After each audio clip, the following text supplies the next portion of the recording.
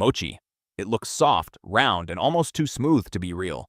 That perfect exterior hides one of the most difficult textures in all of Asian confectionery.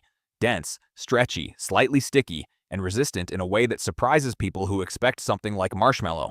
Mochi is a Japanese rice cake made from glutinous rice, called mochi gome, which is steamed and then pounded repeatedly until the grains completely break down into a smooth, elastic mass. That pounding step, called mochitsuki, is what creates the signature chew. Without it, you just have cooked rice. With it, you get something closer to edible rubber in the most satisfying possible way.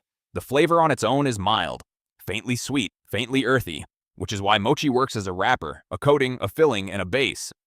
Plain mochi is eaten year-round in Japan, but carries especially strong meaning at New Year, when freshly pounded mochi is a ritual food shared across generations. The texture is genuinely polarizing. People who love it often describe that resistance as deeply comforting. People who are less convinced find it too dense, too plain, and hard to understand the appeal. A weak version, overprocessed, too soft, made from low-quality starch, loses the chew entirely and tastes like nothing. At its best, mochi earns the obsession. Whether it earns yours is a different question. Tteokbokki. The color alone does the work before the first bite. That deep red-orange, glossy, and almost lacquer-bright, coats thick white cylinders of rice cake in a sauce built from gochujang, Korean fermented chili paste, along with soy, sugar, and often anchovy or dried kelp broth. Tteokbokki is one of Korea's most recognized street foods, sold from flat griddle pans at poyangmacha stalls, ladled into paper cups, and eaten standing up. The rice cakes used are called garedok, plain, cylindrical, chewy, and they hold the sauce rather than getting overwhelmed by it. The chew is firm but yielding, and in a well-made version, that contrast between the silky sauce and the dense cake is exactly the point. The dish started as a mild soy-based court food in the Joseon dynasty. The red gochujang version became the street food standard after gochujang grew widely available in the 20th century. Today it ranges from mild enough for children to sweat-inducing spice levels marketed to challenge eaters. Taiyaki bars have turned it into a sitting-down restaurant experience with cheese pulls and ramen added to the pot. Whether that evolution makes it better or just louder depends entirely on who you ask. Nian. In Mandarin, the name sounds like the phrase for year higher, which is why this sticky rice cake appears at Chinese New Year celebrations across East and Southeast Asia. Luck encoded in a food. Nian is made by mixing glutinous rice flour with sugar and water, then steaming the batter slowly in a mold until it sets into a dense, dark, sweet block. The color ranges from pale yellow to deep amber depending on the sugar used, and the texture is firm when cold, sticky, and stretchy when warm. At room temperature, it can feel almost leathery. Slice it, then pan-fry it with egg until the outside turns golden and slightly caramelized, and the inside softens back into something molten and deeply sweet. That pan-fried version, crisp outside, molten inside, is the experience most people remember. Left uncooked, it is easy to underestimate. The savory versions that exist in some regions, especially in Shanghai where nian is used in stir-fries rather than as a sweet cake, confuse people who only know the Cantonese dessert form. Whether you grew up eating it sweet or savory often determines which version you will defend. Senbei. Most rice cakes are soft. Senbei is the opposite. These are Japanese rice crackers, flat, dry, hard, and built for the kind of satisfying snap that softer cakes simply cannot produce.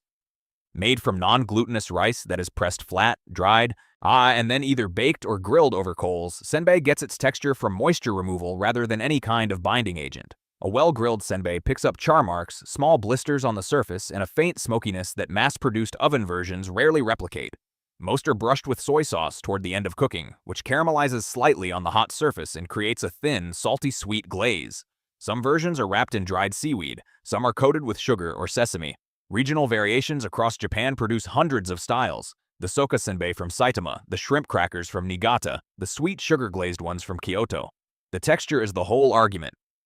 People who love the crunch find it deeply satisfying as a daily snack alongside tea. People less impressed call it bland. The industrial versions, which are softer and uniform, are easy to eat by the bagful and easy to forget. The artisan grilled version is a different food entirely. Injolmi. This is the rice cake that Koreans tend to reach for during moments that feel genuinely comforting. And the reason is not drama, it is texture. Injolmi is made from glutinous rice that is steamed, then pounded or processed until it becomes soft, slightly stretchy, and tender. It is then cut into rough rectangles and rolled generously in roasted soybean powder, called kongaru, which gives the outside a dusty, matte, nutty coating. The flavor is understated in a way that takes some adjustment, mildly sweet, earthy, faintly savory from the soybean, and the texture is softer and less resistant than mochi, closer to a gentle pull than a firm chew. In Korea, it appears at ancestral ceremonies, like holiday tables, and increasingly in modern dessert cafes where it is served alongside espresso or layered into ice cream. The artisan version, made fresh and eaten the same day, has a tenderness that machine-cut commercial versions cannot match. Older Koreans will often name a specific market or a specific grandmother's version as the definitive standard. That kind of loyalty is not about novelty.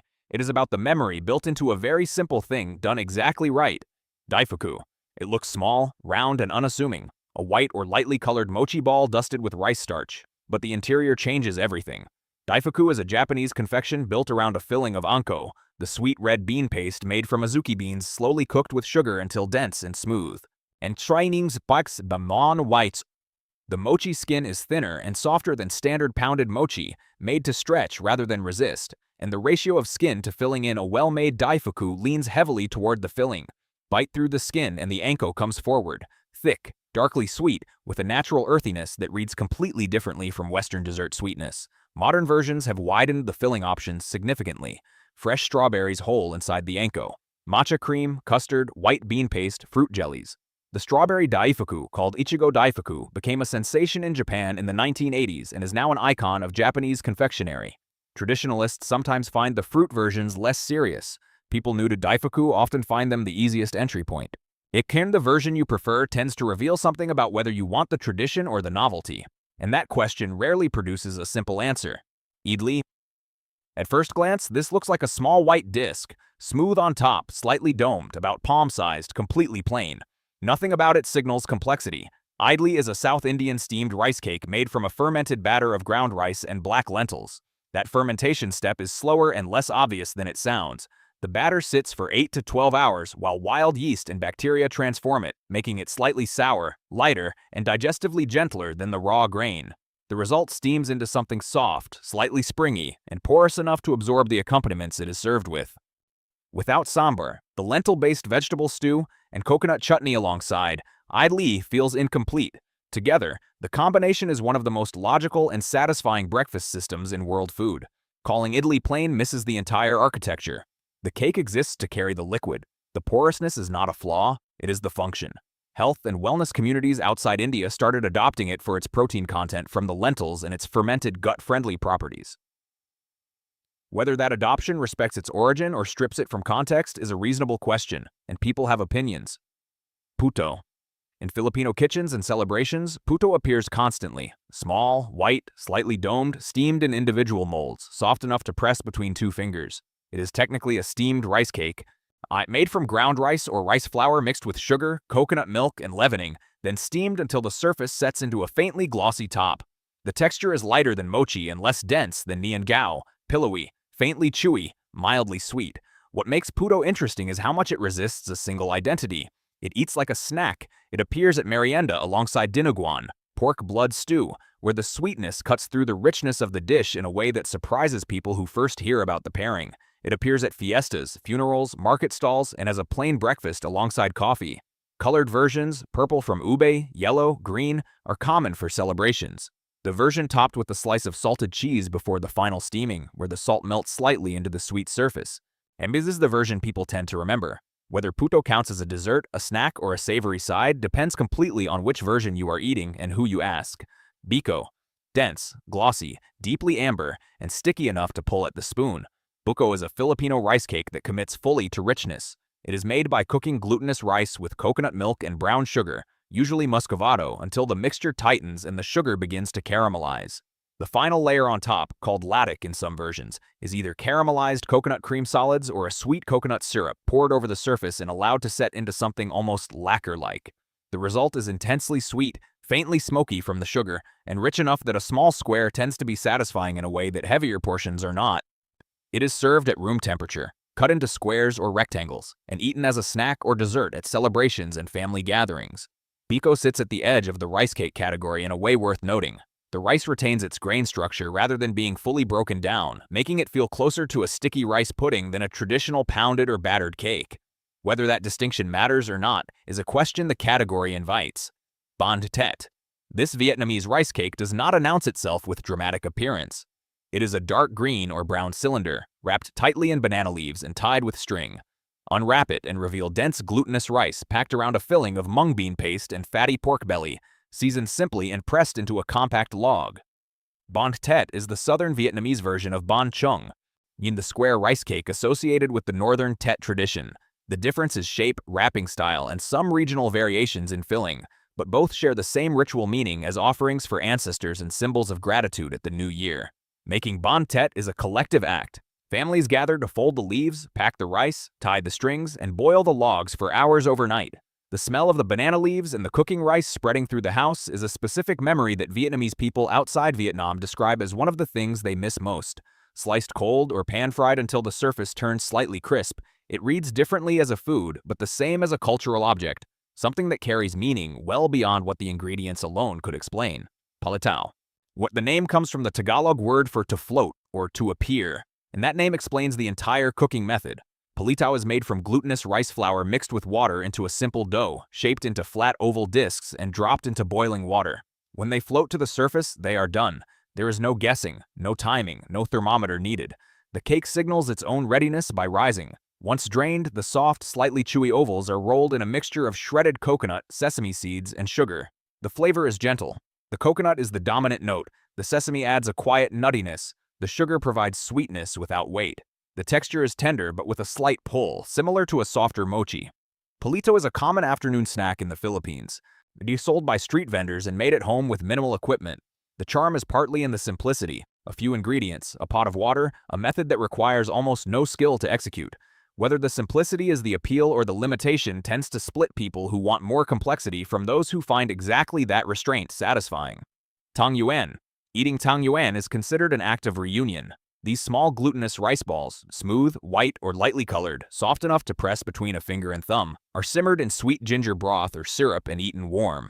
The filled versions hold sesame paste, peanut paste, or sweet red bean inside, releasing into the hot liquid when bitten through. The unfilled versions are smaller, simpler, and is often served in colored batches at the Lantern Festival or Dongji Winter Solstice celebration. The name carries a deliberate meaning. The round shape symbolizes wholeness and family togetherness. In China and across Chinese diaspora communities, the act of making tang yuan by hand, rolling each ball smooth between the palms, is itself part of the ritual. Bought frozen tang yuan, which are now common and often indistinguishable in flavor from handmade versions, remove that ritual entirely. Whether the meaning travels with the food when the making is outsourced is a question families answer differently. The sesame-filled version in warm ginger broth on a cold night is close to perfect for many people. Others find the glutinous texture difficult to enjoy without already knowing the cultural frame. Garetteok. And before it becomes tteokbokki, before it gets sliced into tteokbokki soup for New Year's Day, it is just this, a long, smooth, white cylinder, hand-rolled or extruded from plain, non-glutinous rice flour and water. Garetteok is the base form of many Korean rice cake dishes, and understanding it separately from its final preparations reveals something important. Most of what people associate with Korean rice cake cuisine is built on one foundation. The texture is chewy, smooth, and dense without being sticky. Glutinous rice adds stretch, but garetteok uses regular rice flour, making it firmer and less elastic. Freshly made, it has a clean rice flavor and a tenderness that machine-processed versions cannot match. Left to sit, it firms and toughens. Buying to me, which is why garetteok bought from a store often feels chewier and more resistant than what comes from a rice cake shop that makes it fresh that morning. In tteokbokki, in the soup eaten at Lunar New Year, sliced garetteok symbolizes starting the year clean, the white color and round slices carrying meaning beyond the bowl. People who love the texture call it deeply satisfying. People who encounter it for the first time in overcooked form sometimes struggle to understand why.